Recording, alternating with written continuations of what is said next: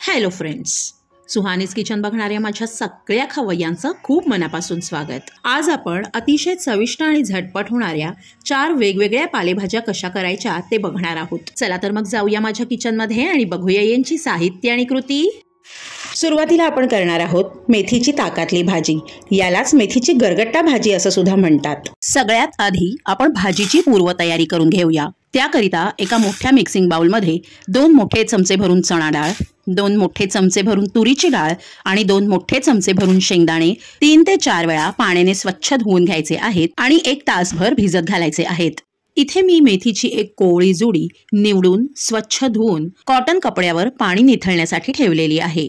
1 तास होऊन गेलेला आहे आणि आपण भिजवलेल्या डाळी आणि शेंगदाणे छान फुलून आलेले आहेत। डाळी आणि शेंगदाणे पाण्यातून निथळून प्रेशर पॅन मध्ये काढलेले आहेत। त्यावर अर्ध भांड ताजं पाणी घातलेलं आहे। बारीक चिरून घेतलेली मेथीची भाजी डाळ शेंगदाण्यांच्या वर ठेवायची आहे। यावर सुद्धा अर्ध भांड ताजं पाणी घालायचं आहे आणि प्रेशर पॅनचं झाकण लावून मध्यम आचेवर याच्या 3 शिट्ट्या करून घ्यायच्या आहेत।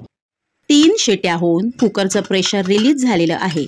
आपण झाकण उघडून बघूया। डाळी, शेंगदाणे आणि मेथी खूप छान शिजलेले आहेत। आता हे सगळं रवीने छान घोटून एकजीव करून घ्यायचं आहे। तुमच्याकडे रवी नसेल तर बलून विस्क किंवा मग डावेच्या मागच्या बाजूने सगळं घोटून घेतलं तरीही चालेल। यानंतर एका मोठ्या मिक्सिंग बाउल मध्ये 4 मोठे चमचे भरून आंबट दही घ्यायचं आहे। दही थोडंसं आंबट असलं की भाजीला मस्त चटपटीत चव येते। या दह्यात 1 मोठा चमचा भरून मेथकूट आणि 1 मोठा चमचा भरून बेसन घातलेलं आहे। मेथकुटामुळे भाजीला अतिशय खमंग चव येते। तुमच्याकडे मेथकूट नसेल तर मग 2 चमचे बेसन घाला। सगळं छान फेटून झाल्यानंतर यात 1 वाटीभर पाणी घालायचं आहे आणि रवीने घुसळून ताक करून घ्यायचं आहे। तयार केलेलं मेथकूट बेसनाचं ताक घोटून घेतलेल्या मेथीच्या भाजीत घालून सगळं एकजीव करून घ्यायचं आहे। सगळी पूर्वतयारी झालेली आहे। आता भाजी फोडणीला घालूया। त्यासाठी एका जाड बुडाच्या पातेल्यात मी 2 मोठे चमचे भरून तेल गरम करून घेतलेलं आहे आणि त्यात मोहरी, जिरं आणि हिंगाची खमंग फोडणी करून घ्यायची आहे।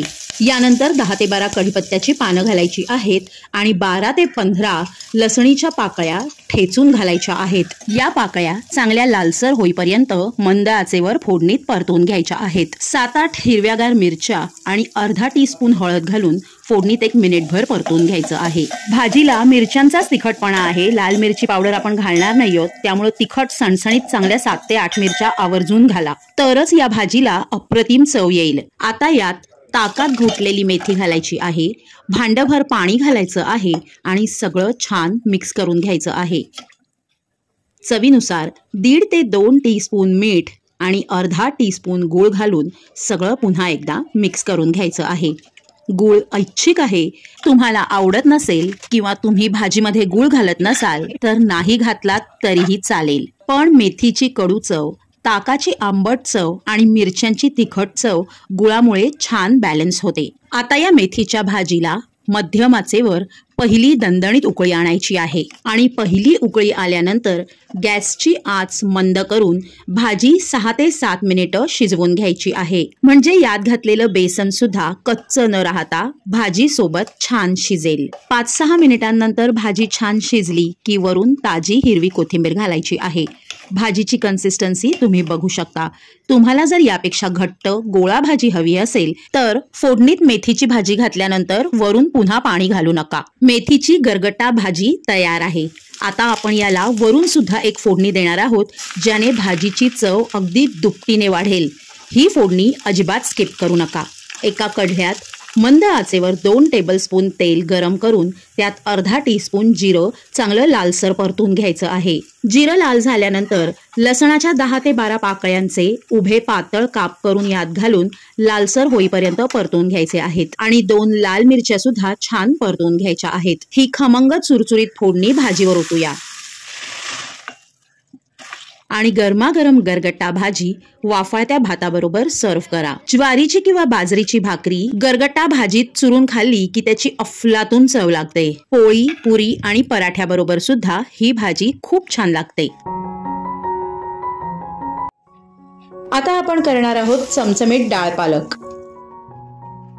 आज आपण 4 ते 5 जणांना पुरेल एवढी डाळ पालक करणार आहोत। त्यासाठी आपल्या घरातल्या रोजच्या वाटीने मी इथे 1 वाटी तुरीची डाळ घेतलेली आहे आणि अर्धी वाटी मुगाची डाळ घेतलेली आहे। मूग डाळ ऑप्शनल आहे, तुम्ही फक्त तूर डाळ घेतली तरीही चालेल, पण मूग डाळीमुळे डाळीला मस्त थिकनेस आणि मऊपणा येतो। इथे तुम्ही मूग डाळीऐवजी मसूर डाळ किंवा चणा डाळ सुद्धा घेऊ शकता, किंवा 2-2 चमचे प्रत्येकी यानुसार मसूर, मूग आणि चणा डाळीचं कॉम्बिनेशन सुद्धा घेऊ शकता।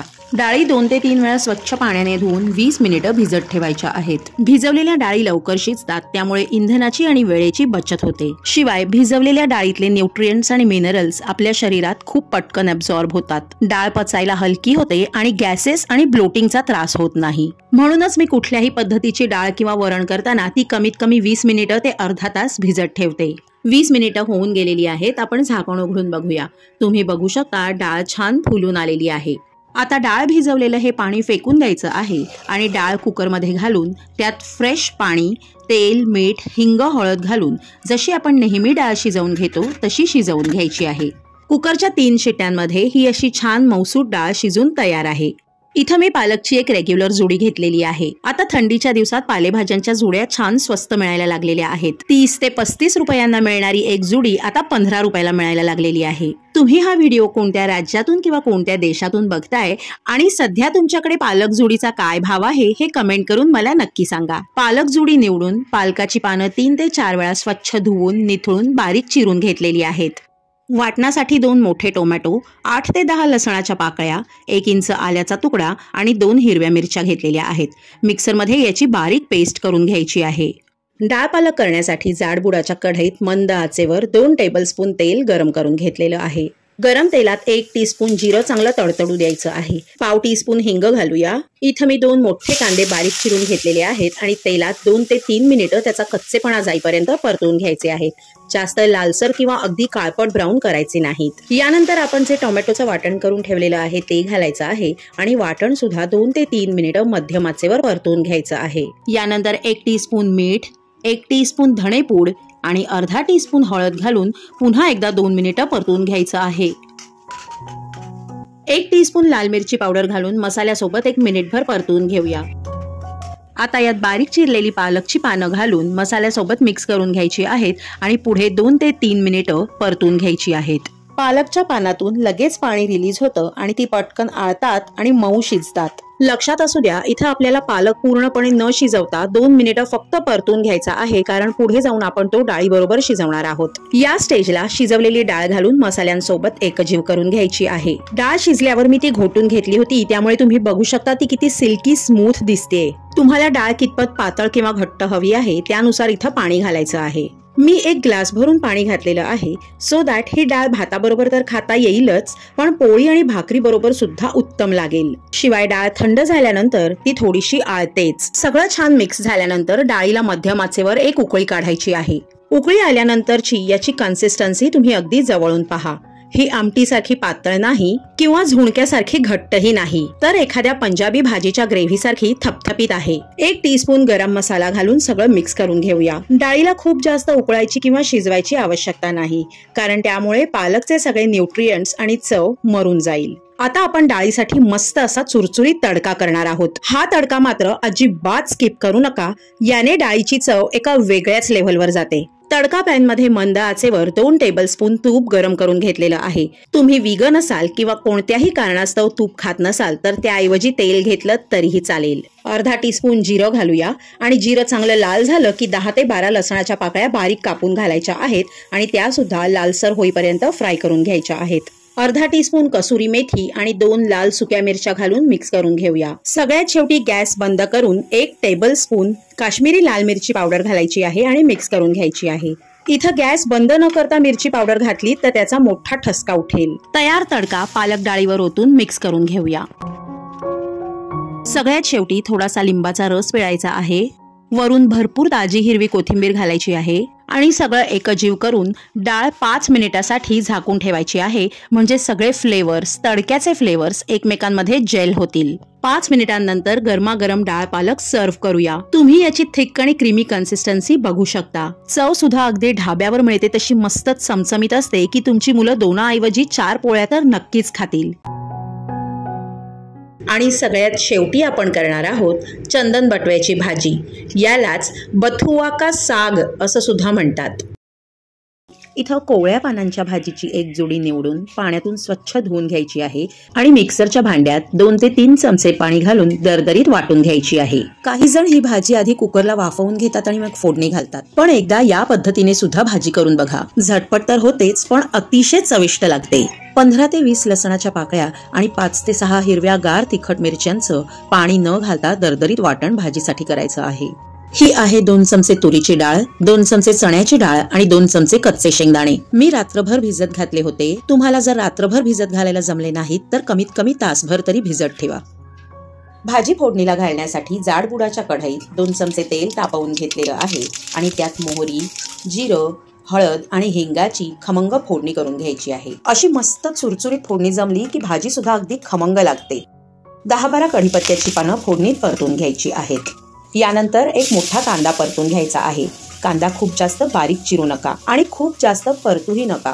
कांदा गुलबट रंगावर त्याचा कच्चेपणा जाईपर्यंत अगदी 2 ते 3 मिनिटं परतायचा आहे। लसूण मिरचीचं वाटण सुद्धा 2 मिनिटं परतून घ्यायचं आहे। थंडीच्या दिवसात पातीचा लसूण मिळतो, तो जर मिळाला तर पातीसह एक जुडी नक्की घाला, त्याने भाजीला आणखी अप्रतिम चव येते। आणि हे सगळं परतवणं जे आहे ते मंद आचेवर करा, म्हणजे कमी तेल असलं तरी छान परतलं जाईल आणि करपणार सुद्धा नाही। आता कढईत मध्यभागी एक खळगा करून त्यात 1 चमचाभर तेल घालायचं आहे आणि एक मोठा चमचा बेसन घालून त्यात 2 मिनिटं परतून घ्यायचं आहे। बेसन घातलं की भाजी चोथा पाणी न होता छान मिळून येते। आता टोमॅटो घालून 1 मिनिटभर या मसाल्यासोबत परतून घेऊया आणि मग यात थोडंसं मीठ घालून पुन्हा एकदा 1 मिनिटभर परतून घ्यायचं आहे। अशा पद्धतीने मीठ घातलं की टोमॅटो लवकर मऊ पडतो आणि छान शिजतो। आता यावर झाकण झाकून मंद आचेवर 2 मिनिटांची एक वाफ काढायची आहे। वाफ काढली की टोमॅटो आणि मसाले एकमेकांसोबत मस्त जेल होतात। आणि आता यात घालायची आहे मिक्सरमध्ये फिरवून घेतलेली चंदन बटव्याची भाजी आणि मसाल्यासोबत 1 ते 1.5 मिनिटं मस्त परतून घ्यायची आहे। भाजीचा हा असा हिरवा गार रंग मला फार आवडतो। भिजवून ठेवलेल्या डाळी आणि शेंगदाण्यातलं पाणी निथळून ते सुद्धा भाजीत घालून 2 मिनिटं परतून घ्यायचं आहे। या स्टेजला आपली भाजी तयार आहे। टोमॅटो शिजवताना आपण थोडंसं मीठ घातलं होतं, त्यामुळे भाजी टेस्ट करा आणि कमी आहे असं वाटलं तर मीठ ऍडजस्ट करा। झाकण झाकून 2 मिनिटांची एक वाफ द्या आणि गरमागरम भाजी सर्व्ह करा। आणि यातच थोडं पाणी घातलं की याची गरगट्टा भाजी तयार होईल। भाजी वाटलेल्या मिक्सरच्या भांड्यात एक भांडभर पाणी घालून ते खंगाळून या भाजीत मी घातलेलं आहे। चवीनुसार मीठ घालून मिक्स करून घ्यायचं आहे आणि झाकण झाकून मध्यम आचेवर भाजीला एक उकळी काढायची आहे।